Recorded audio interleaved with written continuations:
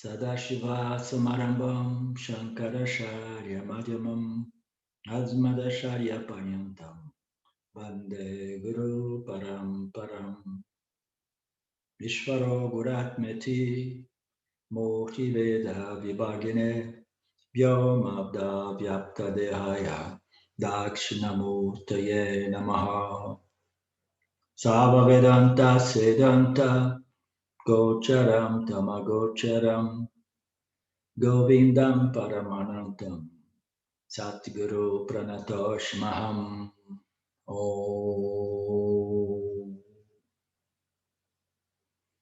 Om Shanti Shanti Shanti Om Namaste.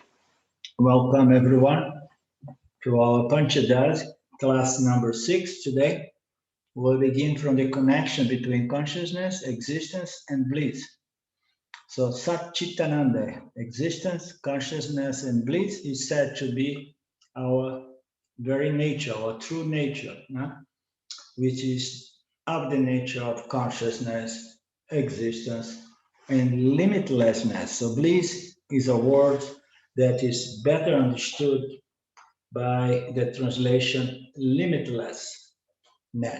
Okay, that which is one without a second, that which is the only game in town, that which is non-dual, that is consciousness, existence, our very nature, the very nature of consciousness, the non-dual consciousness is limitlessness, because if there is nothing other than one thing, and then there is nothing limiting this thing to lose its isness, by meeting some other factor, some other principle, some other thing. If there is only one, and then there is nothing that limits, there is no border, there is nothing beyond. So that is the nature of consciousness, and that's the nature of existence. So as we know, we have no problem to accept the fact that we experience our existence, and we experience of our consciousness. We are conscious, so we know, we have the ability to know things. This knowingness is consciousness. Knowingness is a good synonym of consciousness. In some of our texts, we use these two words, consciousness and knowledge, as synonyms. So consciousness, knowledge is something that we experience. Therefore, we don't have much trouble to own it and to claim it. Yes, I am consciousness and I exist. Okay. So the trouble is with the Ananta. The Ananta piece is the one that troubles most of the seekers of moksha, because the body-mind never feels limitless. And the body-mind will never feel limitless, because the very nature of the body-mind complex, the body-mind construct, is limitation. Any and everything that is a byproduct of the energies of Maya, it is defined by its constitution. And one thing cannot be one thing and at the same time be everything else. If one's constitution makes one jiva like this, it cannot be something other, cannot be something different, cannot be another person, cannot be, because the very attributes, the very qualities, the very talents, anything that applies to a jiva is define the jiva and limiting the jiva to make it limited. Limit by its attributes. Okay, so every body-mind construct will always feel limited, and the greatest, the biggest, the most tangible and traumatic limitation is the limitation imposed by time. So there is no body-mind construct that is happy about the mortality of the body-mind, of the body, to be more specific. There is nobody that accepts that. How strange.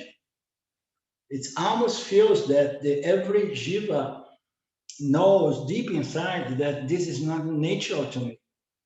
This limitation imposed by time is not natural to me, you know. Therefore, I need to seek to something I heard that is the limitless aspect of my existence. Okay, so the body mind is limited by all means and will ever, always, ever be. Okay, it cannot know, it cannot be everything, it cannot have all the talents, all the qualities. Ishvara is the totality of all knowledge, of all attributes, all qualities, all properties. It's all within Ishvara. And yet Ishvara is not the ultimate reality, right? But Jiva, although the Jiva in its constitution is limited by its very configuration, no matter how intelligent, how genius a genius may be, it's limited in any case. So it's very difficult for the seeker of moksha to relate to this limitless aspect about its very nature, because of this identification with the body-mind construct. The body-mind construct can sense its consciousness, its existence, but it cannot feel this limitlessness, okay? Because it is limited by nature, you understand? So the only way the body-mind construct can really sense and own and claim its limitless nature is by shifting completely its sense of identity from the body-mind to consciousness alone. That's the only way we can really say, okay, now I can accept my limitless nature. Now I am accepting the last 1/3 that was missing, okay? I knew I was consciousness, I knew I am existence, and yet now I know I am of the nature of limitlessness, ananta, okay? Limitlessness, because now I know that this body-mind construct in its very essence, in its very nature, is nothing but consciousness, and everything is consciousness. But only the jiva, the human jiva, has a certain intellectual faculty that allows him or her to understand that, understand one's very nature as the limitless consciousness. Okay? Oh, there are people trying to come here and I'm getting excited and forgetting everything outside.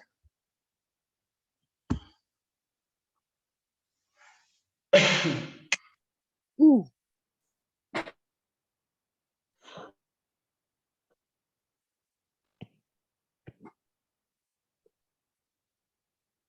Okay.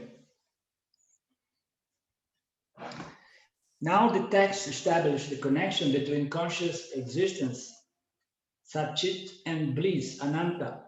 It supplies the motivation for self-inquiry.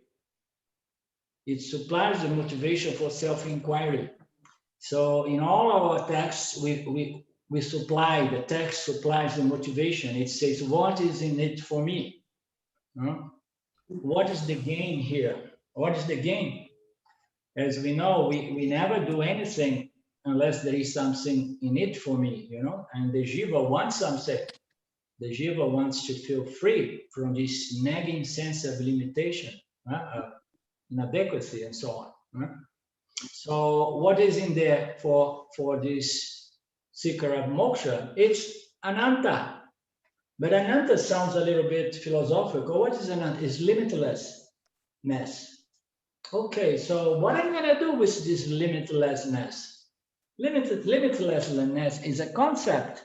It says something about my true nature, which is like free of any limitation. But yet, you know, it does not translate to any experiential bliss. Okay, so that's why we have this other word called bliss rather than limitlessness, because bliss sounds much more attractive. You understand? And then we have a feel like, okay, there is something here for me. And what is that? It's happiness. It's bliss. It's, you know, satisfaction, peace, and so on. So it provides the motivation for the inquirer. So the inquirer wants to do what it does, and it wants to get something better than what he gets already from samsara. Samsara, we know, it's like pleasures and pains, pleasures and pains. So now I go into this Vedanta thing, and I want to search or try to gain something higher than that, something that is a little bit more stable, a little more constant, something always present and available to me. So provides the motivation for the inquirer. Everyone is seeking bliss, and that bliss is the nature of the self. Okay, again, we need to keep correcting these statements or clarifying these statements. The nature of the self is bliss. What does that sound? It sounds that the self is in a constant experiential ecstasy of bliss. No, the self does not experience anything. The self does not know anything. The self does not feel anything. Okay, so there is no such a thing as the self experience ecstasy or ecstatic bliss all the time. No, the nature of this consciousness is limitlessness, is non-dual, one without a second. Okay, this is what it means, limitlessness. And limitlessness is translated in Sanskrit as ananta. Ananta is limitlessness. But in order to make it a little bit more attractive, we say that it translates this ananta, this knowledge in respect to one's true nature as ananta, limitlessness. Once it is properly gained and retained, it translates itself into what? Ananda. Ananda is the experiential aspect of the knowledge about one's true nature as ananta, limitlessness. I am limited. I am of the nature of limitlessness. It means what? It means that there is only me. So what does it mean?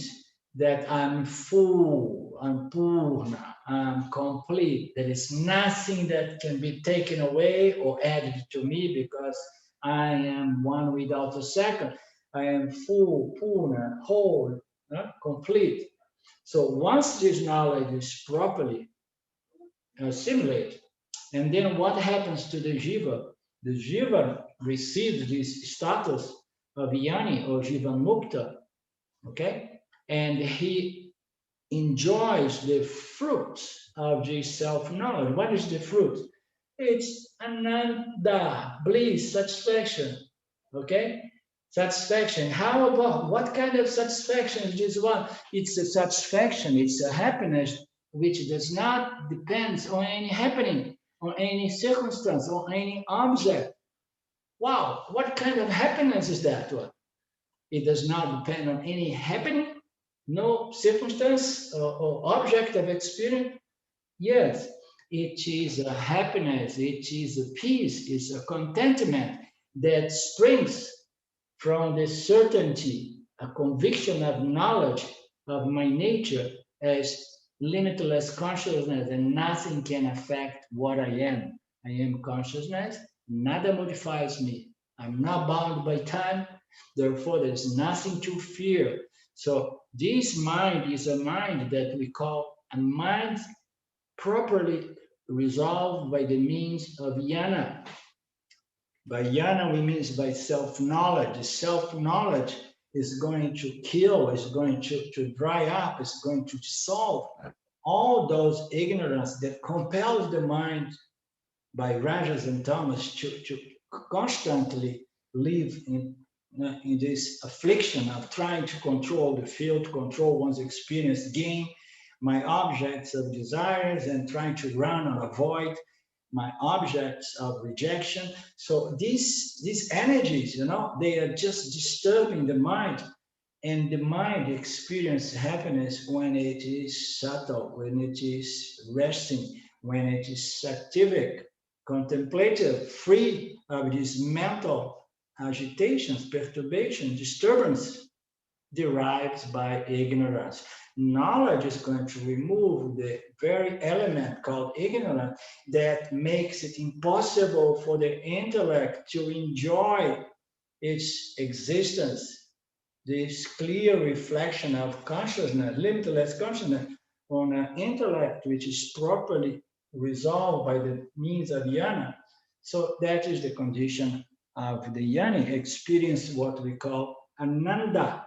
Ananda is the fructification of this knowledge, and it's there because the mind is properly resolved. The mind can be resolved in many other ways, even by deep sleeping, or by Nirvikalpa Samadhi, or by fainting, or by coma. The mind can be resolved, okay? But the only Anandamaya Kosha, the only bliss that really counts, spiritually speaking, is the one of the awakening state. Awakened state in the mind is resolved in spite of the world, in spite of all these objects, because these objects no longer have this magnetic pull and push, in the intellect of the jnani, because the understanding, I am limitless consciousness and I'm complete, I'm full. This one is going to very, very rapidly, dry out and get away and remove or dissolve or neutralize most of those ignorant, those vasanas, okay, that compels the individual to run in the rat race of life.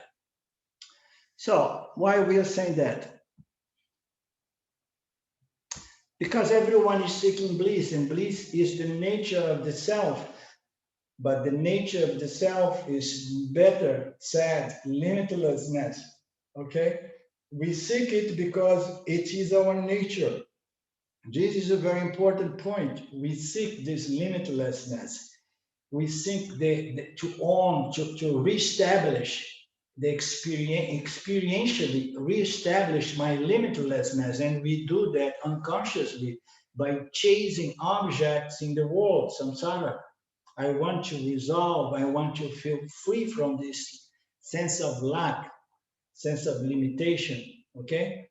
So by doing that, by feeling that this is not natural, I search for this indirect solution by going into the field of objects and trying to attract and get what I want and push away what I do not want. So I want it. I want happiness because happiness is my nature. I want to feel at peace because peace is my nature. My nature is consciousness. And consciousness shines, reflects in the internet as sattva. And then there are these inclusions of ignorance, rajas and tamas, which somehow is going to disturb my peace, disturb my ananda, my bliss, my satisfaction, my contentment, okay? So we don't like things which are not natural to us. That's why we go about our entire life trying to remove mental, emotional disturbance, but we don't know how to go about doing that until we come to Vedanta, as we know. And that takes us to the verse number 8. This awareness is the self of all beings. Its nature is bliss because it is for the sake of the self that people wish to never die and live forever. Oh, how beautiful. This conscious awareness is the self, is the nature of all beings. This consciousness, this existence is the nature of all beings, and even the inert beings, they are that conscious existence, okay? All names and forms of the universe are conscious existence, okay? So it is the nature of everything, and it is for the sake of this limitless self that people want to live forever. Why we want to live forever? Because we love the self more than anything. It's for the sake of my nature, the limitless conscious awareness, that I want to live forever. I want to live forever because I love this self more than anything. I love this existence, this experience I am, this experience, of perceiving this projection, perceiving our own human experience. So we love it. It's built into the Jiva nature, this love to be, love to exist. You understand? And it's for the sake of this self that we want to live. Why? Because we love our existence, and we only want something forever if we really love it greatly. Okay? We don't want to die. Of course, the whole question of dying or live forever is all about this misconception of identity in the body mind as the body mind. Because as we know, there is no such a thing as life forever as a body mind construct. So the body must die. There is no immortality to the body. But to the very nature of the body, the very nature of the body, by the means of knowledge, okay, we can attain this immortality by owning, by claiming and owning our true identity as consciousness, that which is beginningless and endless. It's beyond time, okay? And why we love this self so badly that we want to live forever? Because the nature of the self is happiness, and we only love things, want things that makes us happy. We don't love and want things that brings us unhappiness. We only love and want things that brings us happiness. The very nature of the self being happiness, okay, bliss. And then we love that the most. That is not, it's the only unconditional love we have, is the love we have for ourselves, for our conscious existence. Have you ever thought about that? Any other love or experience for people, place, and things, and dogs and cats, any other love is somehow it's conditioned. Okay, so you better behave, otherwise I'm going to pull my love. There are certain conditions here. It's a trading. I give you some, you give me some, and that way we are trading here. Huh? So, but the love we feel for our existence, for our conscious existence, is the only one that is absolutely unconditional, because we know deep inside, we know that it is the very source of joy, bliss, because it's limitlessness. We only love things that brings us great joy, great bliss. That's why we love ourselves, and we tend to feel like, oh my God, I'm a little egoist here. I should love, other things more. I should love my brother, or I should love, my car or my house or whatever. No, I love my existence because it's the most valuable thing, because it's the very source of bliss, for happiness and contentment. And we only love things that have that kind of nature, that provides us with that kind of experience of satisfaction. Before we enter this topic, we need to establish the meaning of the word bliss, because it's the sole motivation of human activity. The last five chapters analyze bliss. The last five chapters analyze bliss exclusively. It's a shame that the word ananta, limitlessness, became confused with the word ananda, bliss, joy, happiness. So ananda, bliss, joy, and happiness is the experiential aspect, experiential human aspect of our nature once this knowledge is properly assimilated. Okay? Only when we know and then we experience. I mean, we may get the experience of ananda as ananda every time we gain something that we work very hard to accomplish. And then once we succeed, and then for a moment, the mind may be totally resolved. And then we experience the same experiential ananda. And we believe what? We believe, oh my God, I never felt that way. I found the love of my life. You understand? And it feels wonderful. I feel complete. I feel peaceful. I mean, it's amazing. I want it forever. You understand? Let's get married. The first thought. So when we gain some object of a desire, eventually the mind stops projecting and running and moving, and in that moment we experience the same bliss, ananda, experientially, okay? Because the mind was resolved indirectly by the means of gaining my object of desire. But we know the defects of that ananda, the ananda that appears to come from the object, in truth is coming from our inner nature. Okay, it's my nature that, I feel joy, I feel happiness, I feel peace, I feel bliss. And we misunderstand that. We say, oh, it's because of you, it's because of this, because of that. And then we get attached to the objects around us. Okay, it's a misunderstanding. Unfortunately, they don't teach this simple logic to kids in the school.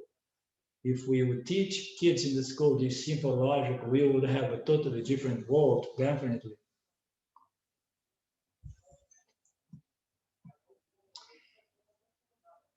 So this is the human motivation for all activity. The last 5 chapters analyze bliss, and there is a difference between ananda and ananta.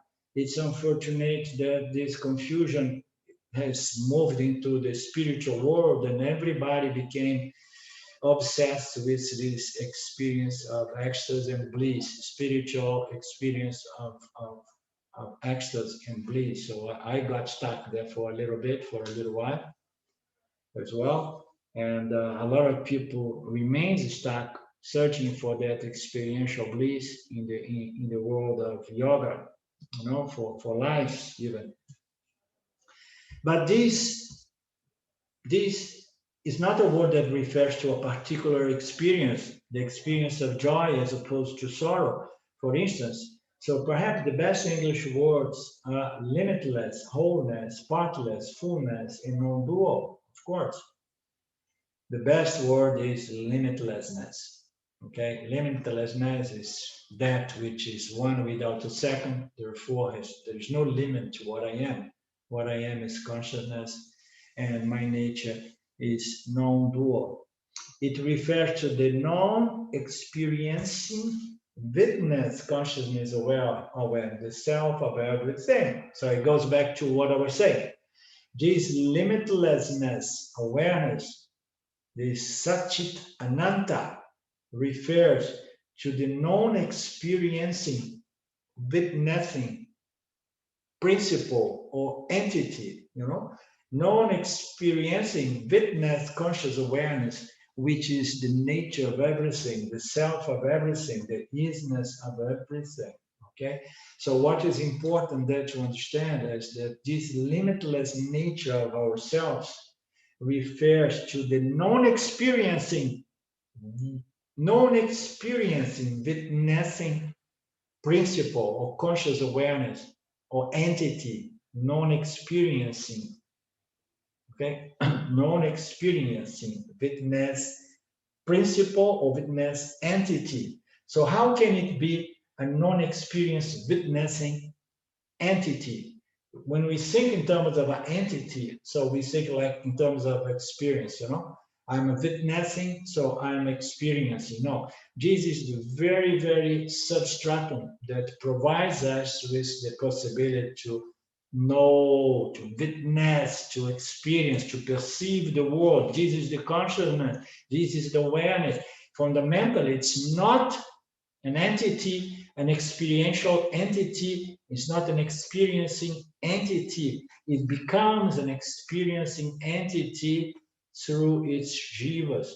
Once it shines in the human intellect, and then it becomes the agent, the knower, the experiencer, the experiencing, witnessing, conscious jiva. Okay? So our true nature is not an experiencing entity. Somebody out there. Our true nature is not a witnessing, an experiencing entity. It becomes an experienced entity in association with Maya, Ishwara, Jiva. And then it becomes the Jivatma, the self, the Jiva self. Okay? So to understand our nature's limitlessness is something that can be done only I'm so confused with me, cognitively. Okay? Cognitively. It cannot be experienced. We cannot go there and experience my non-experience witnessing limitless self, because that is not an experiencing entity. Okay? You understand and you know it. When you know it because you understand, and then this knowledge is clear, you say, okay, I am consciousness. And now I got it. My nature is limitlessness. And it's not that it's an inferential knowledge. It's what we call a direct knowledge. You say, oh, of course, everything is consciousness here. It's non-dual. Now I understand what it means, non-dual. And if I am consciousness, I must be one without a second. And then bang, and then it's knowledge. You understand? It's understood.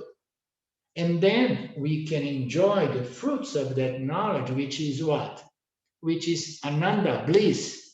Bliss is when we turn our face to the world, we move away from our inner contemplations upon Vedanta, we move to the world, and then we experience satisfaction in spite of the world, satisfaction, joy, happiness, interacting with this difficult world. We experience peace and contentment, okay? By just enjoying this incredible creation provided by Maya Ishwara. So now we are devout above all. We say, wow, what a beautiful world in spite of all the difficulties. So now we experience the fruits of self-knowledge, which is Ananda. And who is going to experience that? Of course, is the Jivatma, because the Jivatma is the agent, is the experiencing agent. There is nobody else here but the Jivatma experiencing and knowing. Okay? It refers to the non-experienced witness, conscious awareness, the self of everything. It does not refer to a feeling of ecstasy or bliss. It refers to the non-dual self, which is not an experiencing entity, okay? At the same time, people are not motivated by a non-experience, something that doesn't give them joy, happiness, pleasure, satisfaction, love, and so on. It's understandable. That's where people say, okay, this Vedanta sounds very good, but where is the juice? Yeah?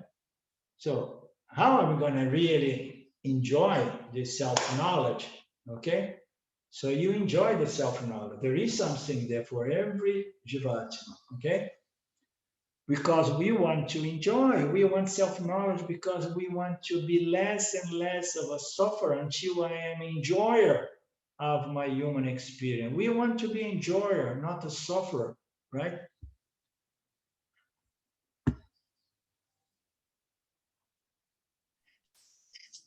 People are not motivated by non-experience something.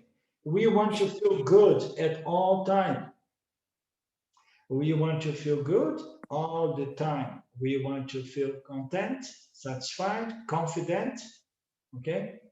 Strong, stable, balanced, resistant, immune against the shocks of life. So we need to have this self-knowledge, okay? The knowledge about my nature, which is not an experienced entity, that somehow fructifies by giving me this mental, emotional, intellectual strength so that I become enjoyer for most of the time.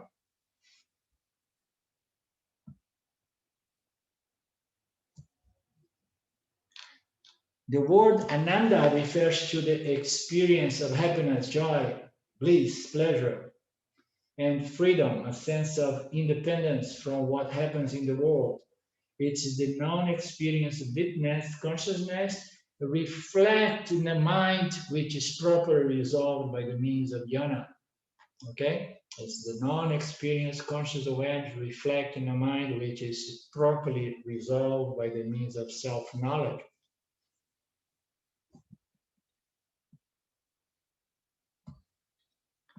About which much will be said as the teachings unfold.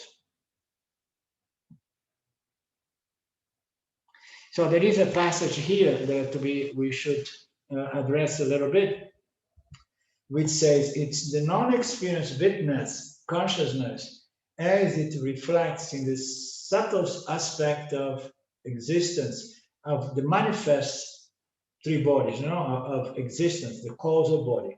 Okay, the causal body, the way we see the causal body is when the the conscious mind, the subtle body, okay, the conscious mind of the jiva is a reflection of consciousness in the subtle body. When the subtle body is so pure, is so saturated, okay, and then this reflection, it creates a condition called Anandamaya kosha. Anandamaya kosha is often referred to a state in deep sleep or nivikalpa samadhi that occurs in the causal body.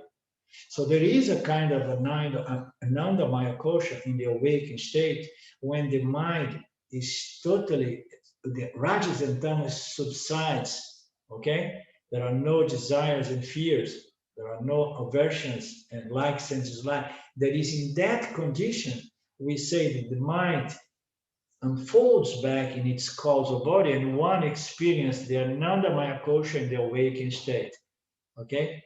There is still alertness, but the mind is not under those compulsions of wanting things or want to avoid things. It sleeps while awake. Okay?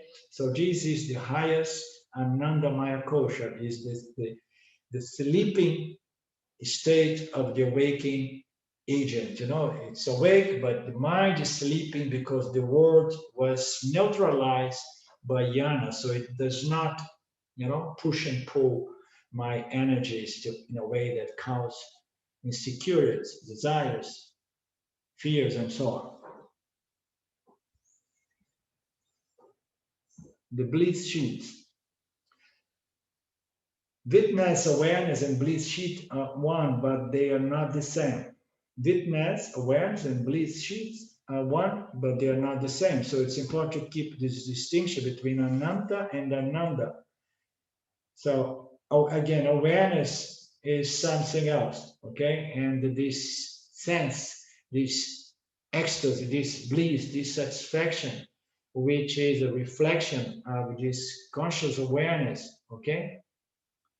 In the subtle body or in the causal body, howsoever you want to look at it. Okay, causal body, we're going to be into deep sleep and some other mental conditions. So this reflection in a very subtle body or an extremely subtle causal body, howsoever we want to look at it, is going to create something which is experiential. It's a byproduct of Maya. Okay, so this experience is the same thing as consciousness, but consciousness is not the same thing of any byproduct of Maya as we know. So this is an important distinction to keep in mind. The awareness, consciousness, and the bliss sheet. The bliss sheet is the reflection of this conscious awareness in the causal body or in the subtle body, and are one, but they are not the same. Okay, it's always the same logic. Okay, Mithya is also Satya, but Satya is not Mithya. Okay, Mithya is just an apparent reality that which is conditioned by time and space, which brings about duality, in which the jiva appears to become the experiencing, knowing entity. And then he enjoys the life by its bliss sheets. I mean, if we look at the teachings of the 5 levels of human experience, this bliss sheets is the highest experience, human experience there is, okay? In which we experience a great satisfaction, great peace, a great love, great ananda, yeah? Howsoever, yeah? Or by sleeping, by gaining objects, or by self-knowledge.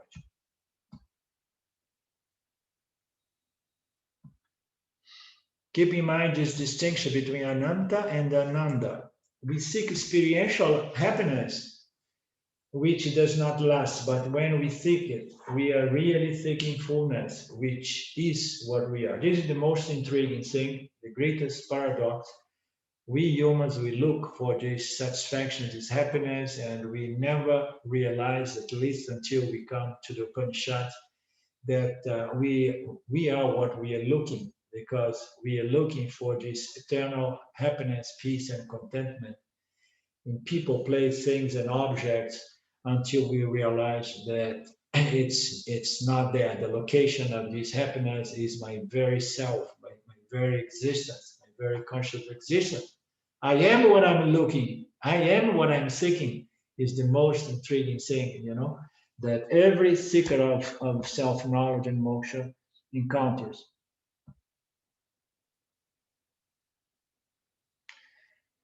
And we only come to the Upanishad when we understood really, we are really done with trying to gain this happiness indirectly by the means of objects.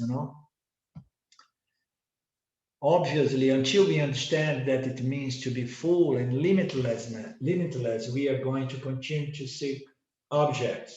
We want to feel good by the means of gaining objects of desires.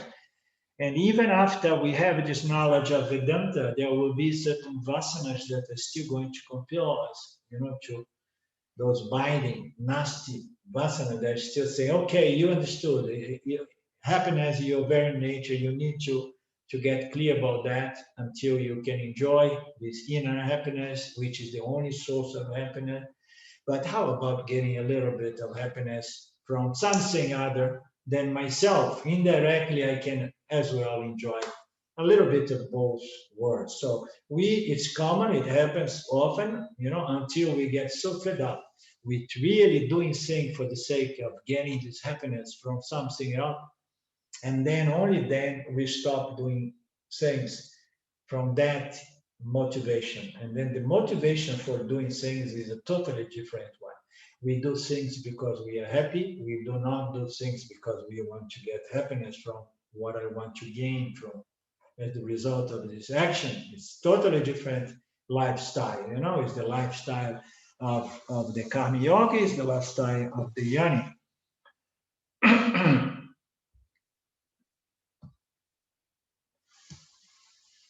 Before we proceed with the topic of bliss, we need to tie the idea of fullness, limitless, to who we are. We are the non-experienced witness conscious existence. Again, we are the non-experiencing. Claudio, I am the non-experienced witness conscious existence. This is the most difficult thing for most of us. To feel really in love with something which is a non-experiencing principle or non-experienced entity, but it's my very nature, okay? So we need to get clear before we move on. Who we are is the non-experiencing witness conscious existence, okay?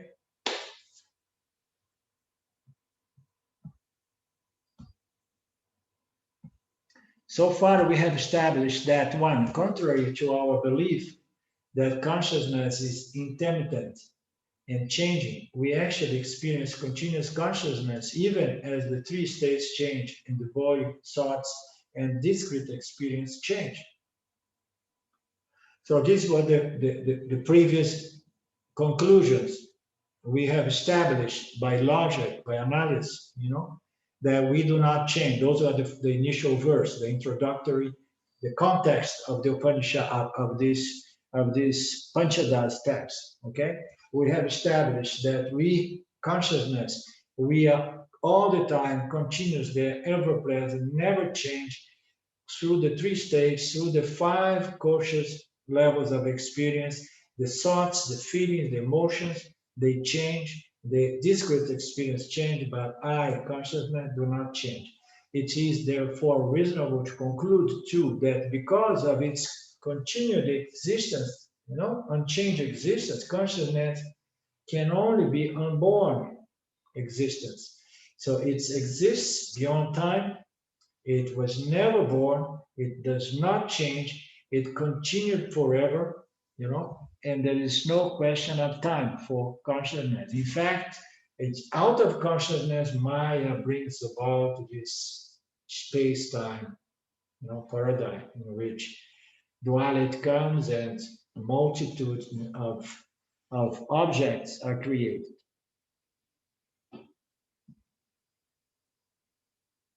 It is therefore reasonable to conclude that because of its continued existence, that which is always ever existing, if it's always ever existed, it means that it has never begun. It's beginningless. It was unborn. It's unborn existence. There is no evidence that existence came into existence, or that it ever ends, or that it will ever end.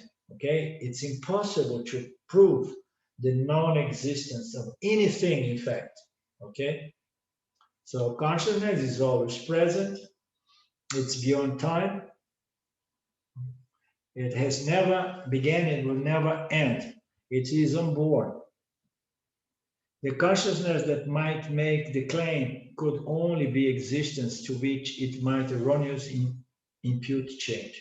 So if anybody claims that, no, my existence begins here, or consciousness began here, or even the creation began here, it's going to make a claim that is contradictory because there is no beginning of anything. The consciousness that might make that, the consciousness that would claim that there was a beginning to existence could only be existence to which it might erroneously impute change. So we need to exist to say, okay, here comes the beginning of existence. So how can we say that I was not existing or there was no existence before the pointer had determined the beginning of existence? So the isness of everything, is there through beyond time. There is no other consciousness to claim that the witnessing consciousness itself begins and ends. Again, the same principle. Consciousness has a beginning. Okay, so how do I know that? Oh, because I was there and I watched it beginning. Okay, so if I was there to determine that, oh, now it's beginning consciousness. So I must be there as consciousness to know that here begins consciousness. And then it's consciousness 1, and consciousness 2, consciousness 3. And then we go at infinitum, bringing up this absurd logic.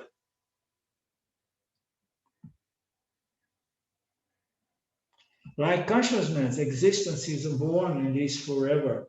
If consciousness does not change from one moment to another, existence does not change from one moment to another. So we establish the identity, the between consciousness and existence. And this text is mostly about that. If existence does not change from one moment to another, it does not change forever, because change is always happening from moment to moment. If something like consciousness or existence does not change from this experience, I am here existing, and then I had an experience, and then another experience came, and I'm still here as existence, having another experience, and I know that I am existing, and my existence is not changed.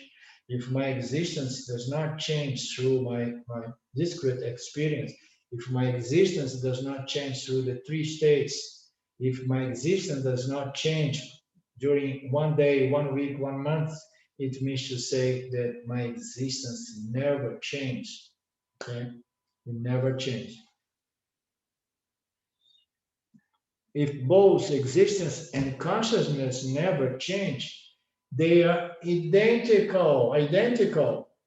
Existence is another name to consciousness, and consciousness is another name to existence. What is the difference between existence and consciousness?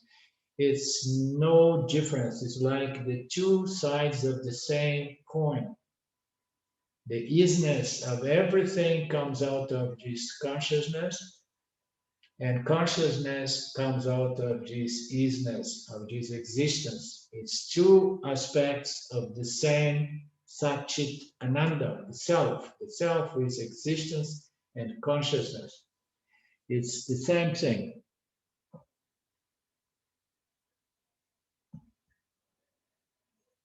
If it is changeless, if there is only one unchanging consciousness, existence, it has to be our real nature. If both existence and consciousness never change, they are identical. Because what is that which never changed? Is what is that which never changed? Is something that is there forever. It's always ever present.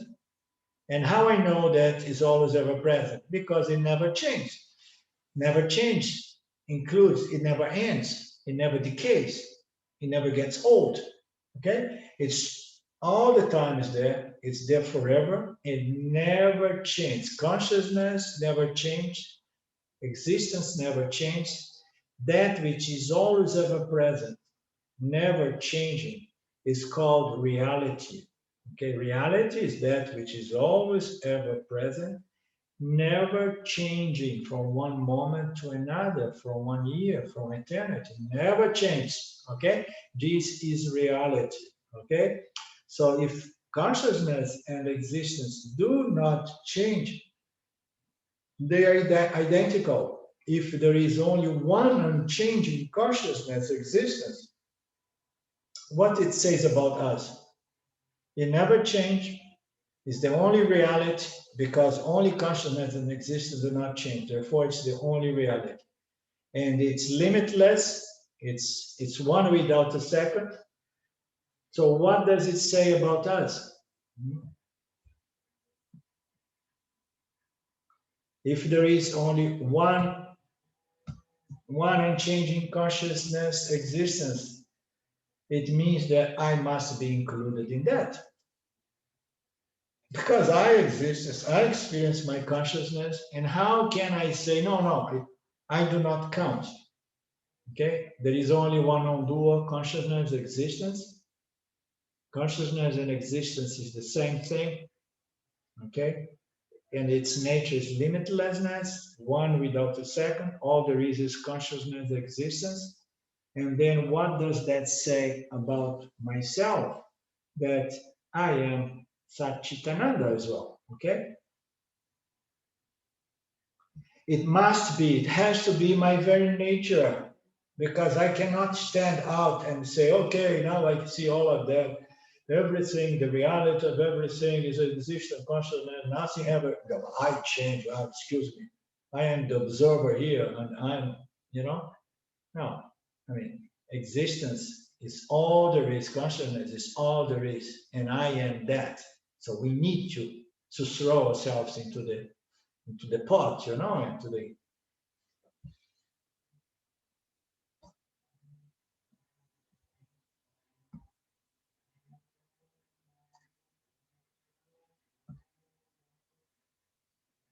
Because we exist and we are conscious. It is the changeless part of us, this existence consciousness, and it is a matter of experience, not belief. We know, how many teachings, all the teachings of Vedanta are there throwing so much logic to establish the fact that we as consciousness, existence, we do not change to experience. We are the witnessing. We are the witnessing, non-experiencing entity that does not change, which appears with the witnessing experience entity that changes. Okay? So the moment that we realize that our true identity is the non-experienced witnessing entity, what happens to our experiencing witnessing entity? It gets the benefit of self-knowledge, and it does not change as much. I mean, I'm changing in this from the point of view of the mental, emotional, intellectual fluctuations. Okay, those fluctuations which provide us with feeling good or feeling bad or feeling so.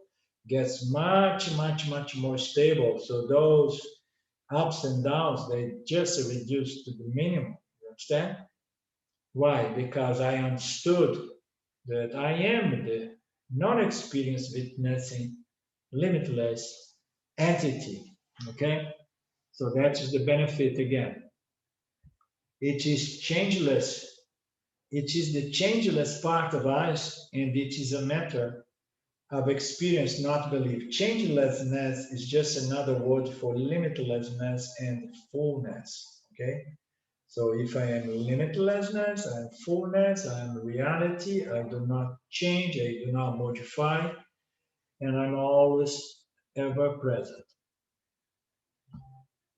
Furthermore, our nature cannot be changed, or we would be unable to recollect our experience. So if our true nature would be changed, how could we really apprehend, the change of the world?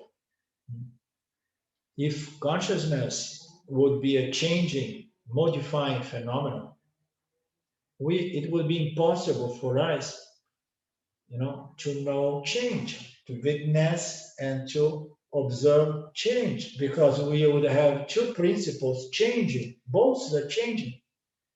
So we need to have a base which does not change, so that we can see the change in the world. We see the change in the world through the changing mind. Okay? And the more stable the mind is, okay, the better the mind is going to objectify the phenomenal world, because it's changing less, it's more grounded, it's more centered, it's more balanced. Okay? So it's understanding better what's going on in the world, because it's more clear, more focused, more saturated. Understand? So, but there is this non-experienced consciousness, which is our true nature, which provides the mind with this witnessing knowingness. This is what does not change, and we need to understand our nature as the changeless self. Okay, because by understanding that, the mind gets much more stable, and we live a better life in the world, because we are wiser, our mind is more focused, more clear. You understand? All because we understood our nature as the non-experienced, witnessing, limitless conscious awareness. Is that making sense to all of us?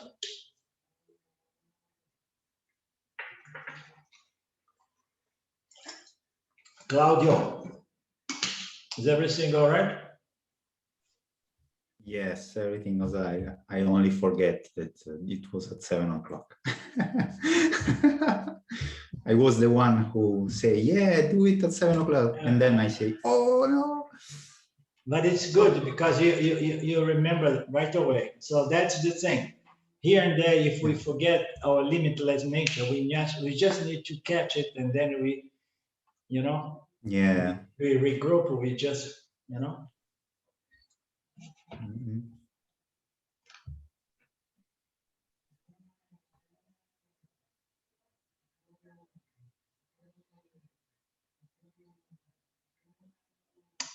because the person, our nature cannot be changed, or we would be unable to recollect our experience. The changing of our experience, we will not be able to recollect them, because the person who was present collecting this first experience changing another person, then changing another person, changing another person. There is no way we can put it together, and recollect our experience, because we are changing phenomenon. I mean, it is a fact that the jiva has changed, the mind of the jiva have changed, the thoughts are changing, but there is something in the mind of the jiva that is changeless, and that's what allows us to capture the change and put it together as in a thread, like this and that.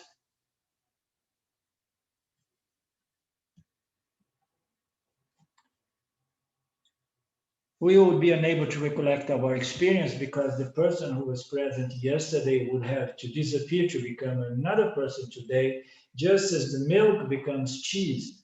So there would be no memory of who I was yesterday, but we know that there is a sense of continuity,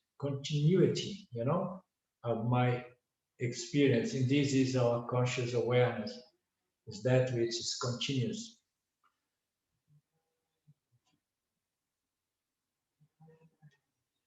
Everything but the self is subject to change, is not subject to coming and going the self. Even in deep sleep, we have established that the self is always there, experiencing that state, through its agent called the Taijasa, not the Taijasa, the Pranya Jiva. My real nature is called the self, Atma, what is essential,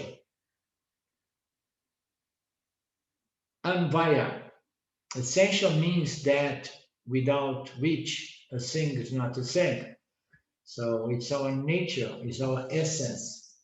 Essence or nature of something is that without which a thing is not that thing anymore. So the most clear example is the fire, as we know.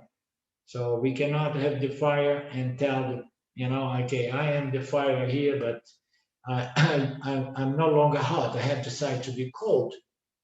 Okay, so the fire now is going to cook food, but in the process going to refresh the house in the summer. No, it's not possible, because if you remove the heat and the light of the fire can no longer be a fire. You understand? This is the nature of something, right, Karen? The nature is something that cannot be denied, because if you reject the nature of something, and then you have to reject the whole thing. You understand? So it's that without which a thing is not a thing.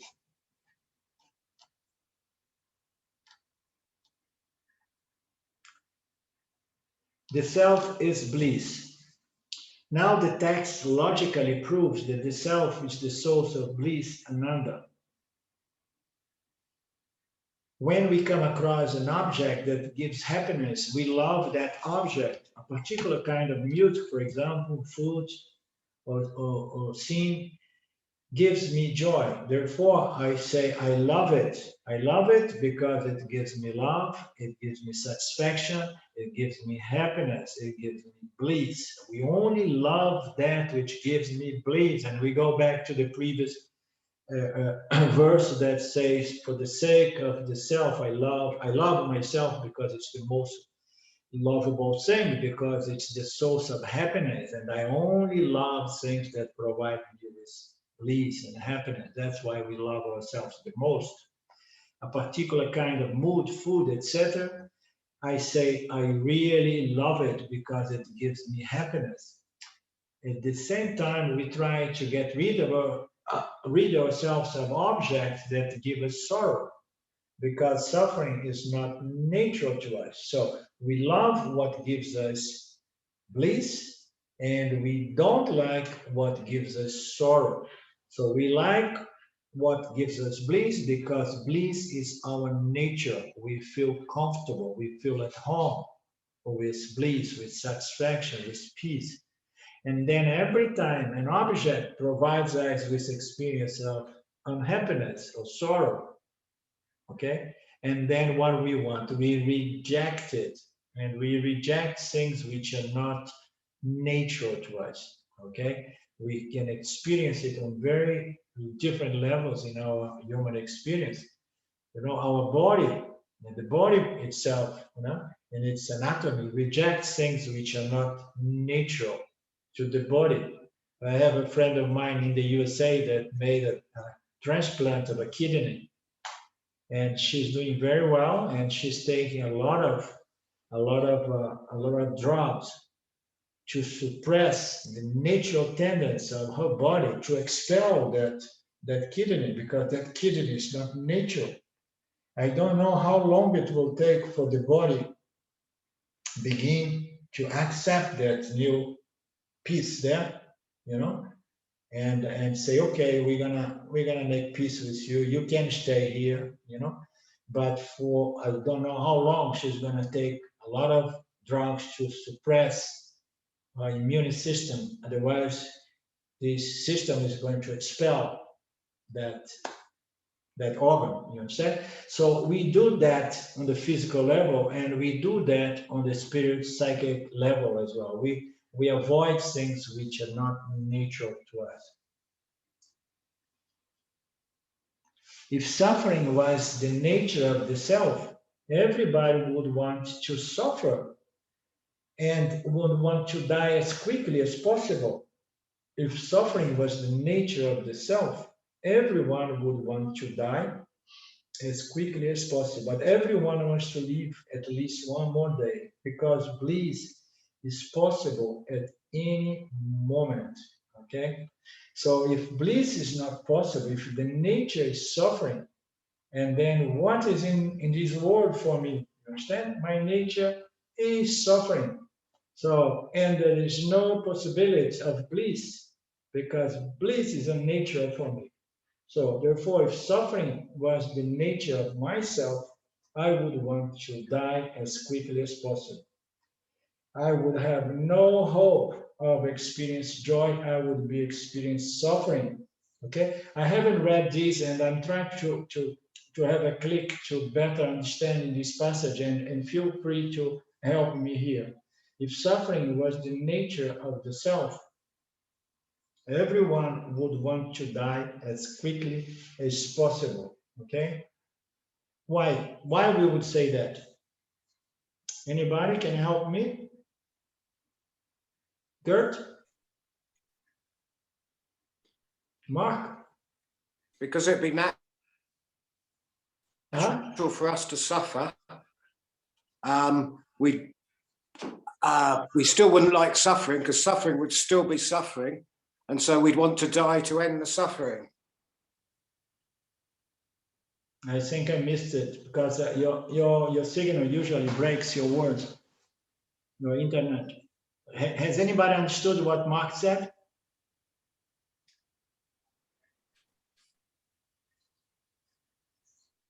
More or less. Oh, Okay, I'll repeat it. Yeah, repeat it. Okay, I said if suffering was natural to us, we'd want to die because suffering would still be suffering. So we would still be suffering even though it was natural to us, and we'd want to end the suffering because suffering would still be painful, even though it was our nature. Yeah. So we'd want to absolutely. end the pain. Yeah, absolutely. That's simple. Yeah. Sometimes simple things, you know, I keep waiting to see if I find a deeper meaning. Anybody has seen something more than that? I see something different because I understand when I read it, I understand it like it was, if suffering was the nature of the self, everybody wants to die because suffering it's like pleasure, you know? Yeah. So the first thing that I think when I read this is, okay, maybe we are suffering, but we are seeing it with pleasure because I only experience my nature.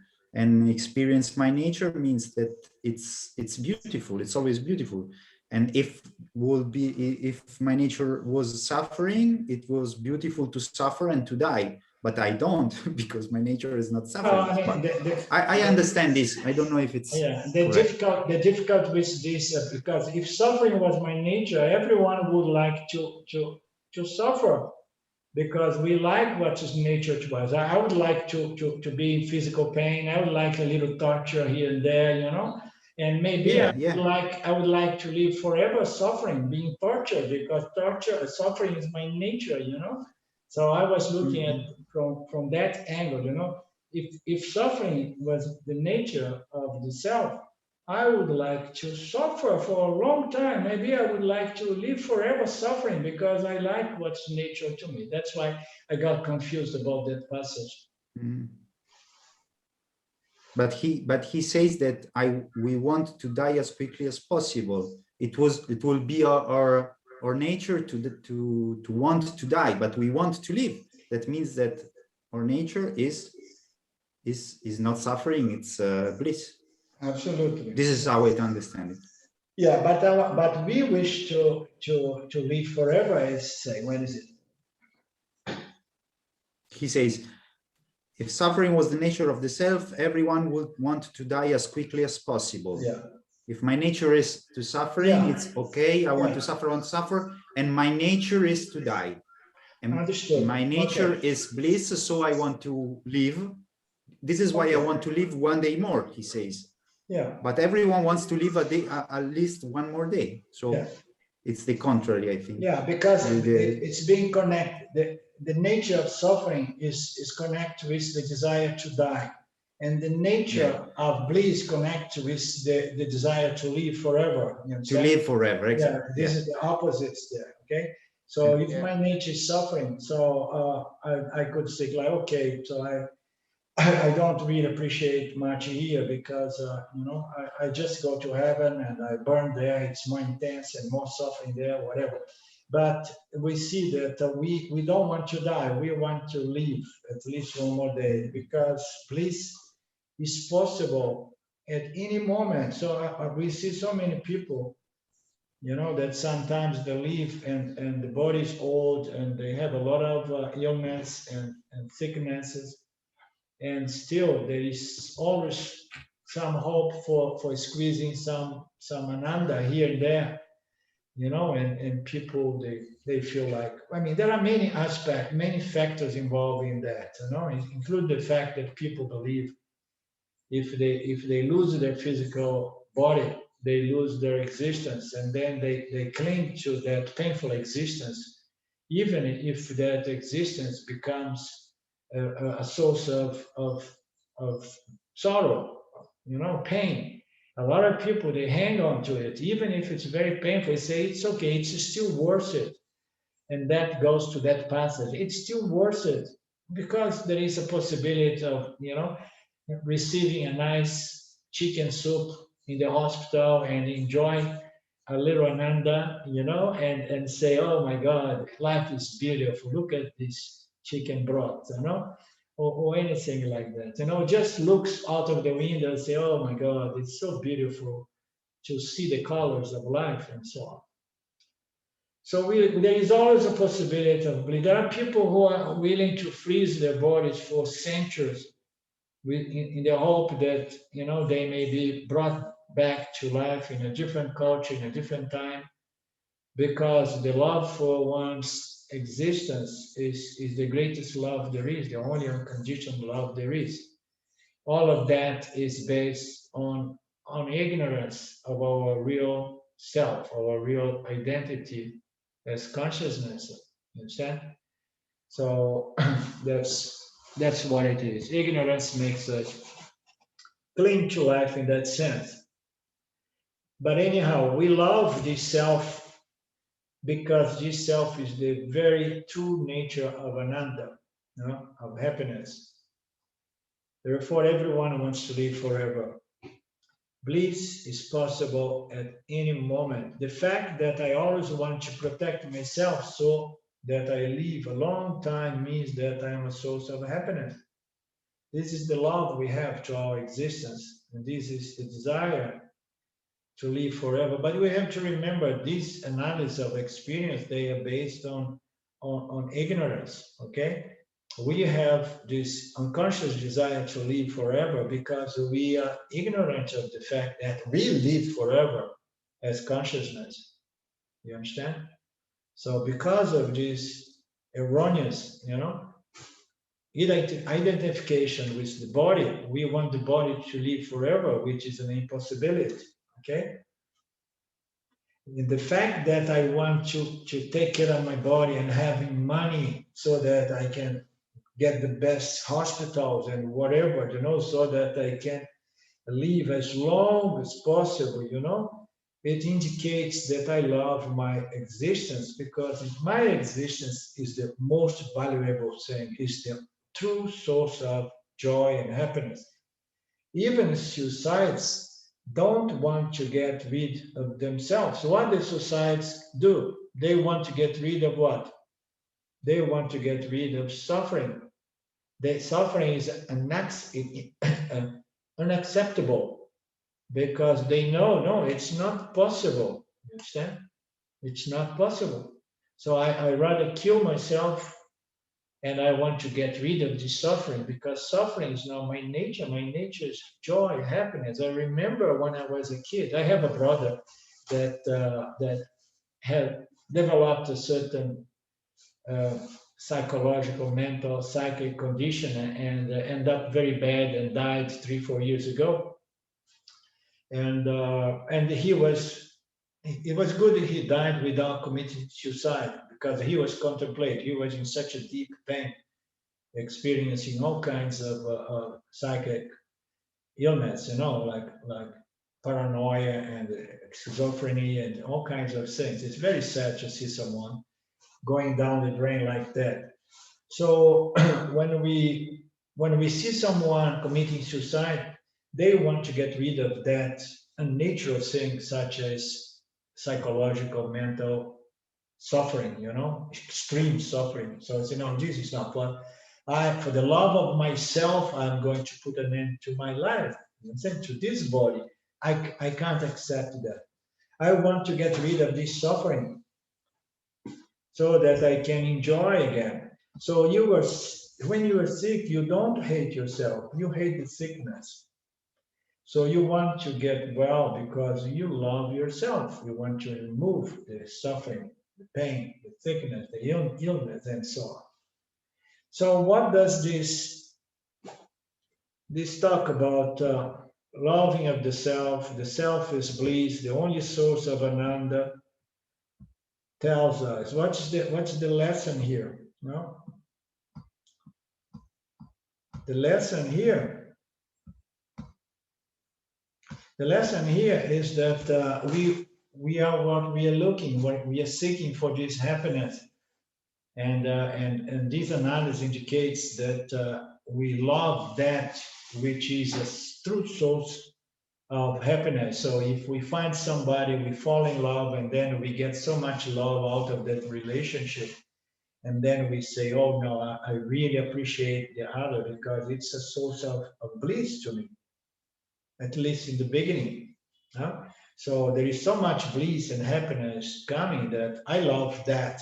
Okay, so any search, any seeking and searching and that we do for the sake of this happiness, we have to understand that we will only succeed when we understand that the very source of this happiness is the self of all beings, which can be tapped in my own self. I can never say, okay, so yes, I understood. It's the self of all beings, and it's the only source of happiness and bliss and peace and love. And by the way, my beloved one is the self as well. And then I need to tap into herself so that I can get that source of, no, it's not that. That's not the way it happens. It works. It works when we understand that the self of all beings, that self, which is my very nature, is the only source.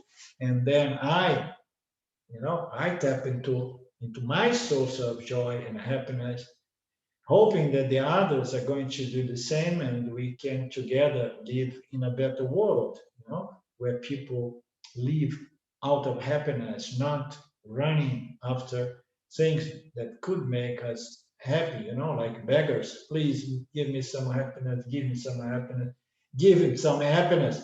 So a king is a king because he's the richest of all, and he never begs for anything. He's full, he's complete. A beggar is always asking for something, and he believes that things are missing and things out there could make him happy.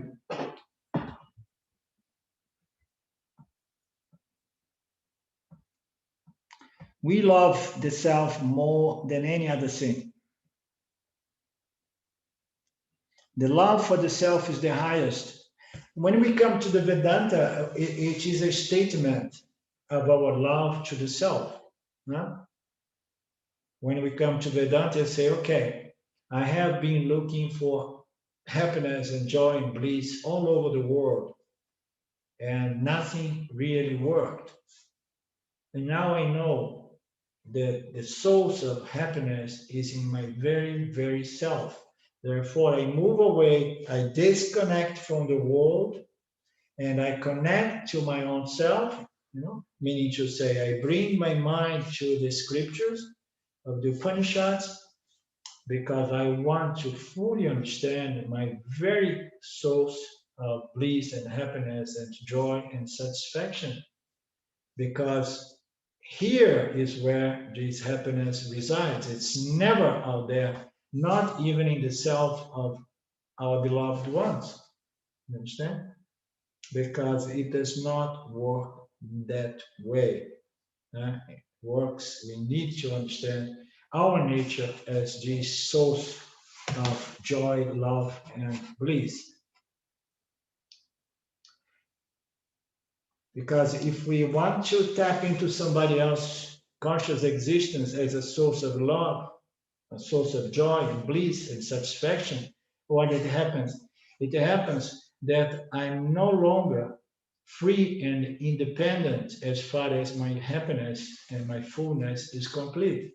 My fullness and my happiness, my joy, depends on the existence of the other self. I know the self is one non-dual self, but if I attach myself to the other, believing, and then again, I'm creating a situation of dependence, and I'm destroying my freedom. Freedom is that which is independent of any other factor for my freedom, for my satisfaction, for my peace, for my bliss, for my happiness. You understand? This is what moksha is freedom from leaning, depending on other souls, on other objects.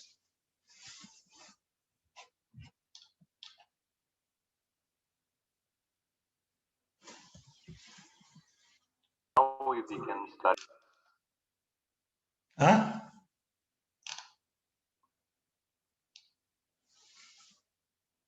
Who said something?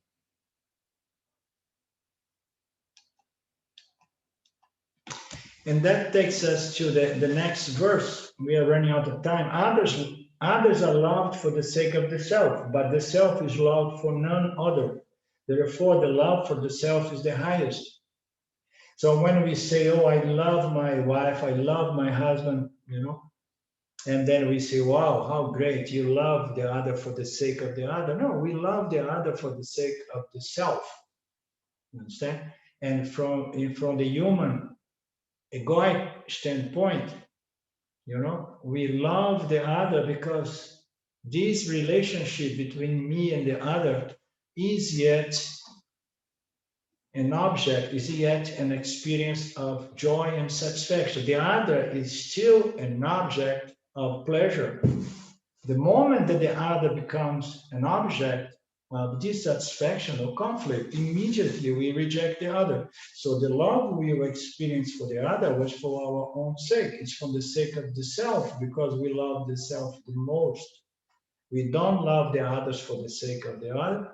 We love the other for the sake of the self. We intuitively, we know that we are the self, and I do and I chase and I gain things for satisfying this self of mine, for the love and for the satisfaction of myself. Okay? Others are loved for the sake of the self. This is a passage that appears in several Upanishads. That somehow it throws in our face the fact that we love the other. The mother loves the child, the husband loves the wife loves. It's only for the sake of the self, our inner nature, our inner existence. We do that because it gives us love and satisfaction. The moment that the other becomes a source of displeasure, of conflict, or dissatisfaction, it immediately is discarded as an object of dissatisfaction, of pain. Okay? So, and then we no longer want the other. How many times it happens? Unless we grow to the point that we say, okay, This relationship does not offer that much joy, but somehow, we may follow certain dharmas and we say, okay, we walk things around, okay, and we help each other.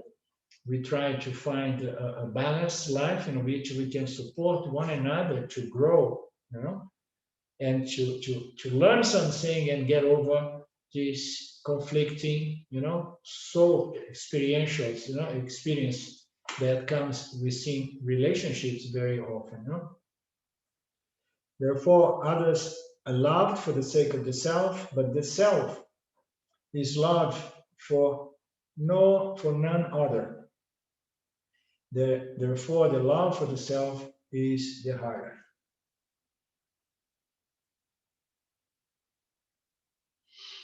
The most common word we use is I, refers to the self. Everyone is the same I, the same self. If everyone was a different I, how could we communicate?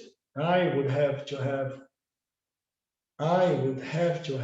know your special I, and you would have to know my special I.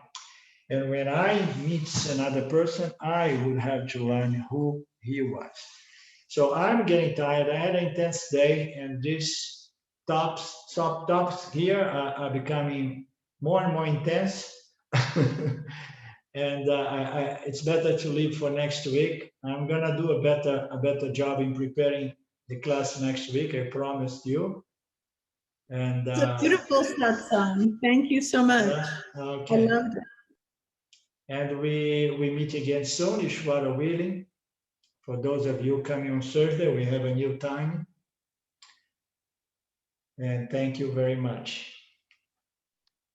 Thanks, Alindo. Purnamada Purnamidam Purnamudachyate Purnasya Purnamadaya Purnamevavashishyate. Om Shanti Shanti Shanti. Thank you, Lord. Thank you, everybody. Much love. Big hugs and kiss, and we meet again soon. Bye-bye. Bye-bye. Thanks, Alinda. Bye. Ciao. Same to you. Bye now. Bye-bye.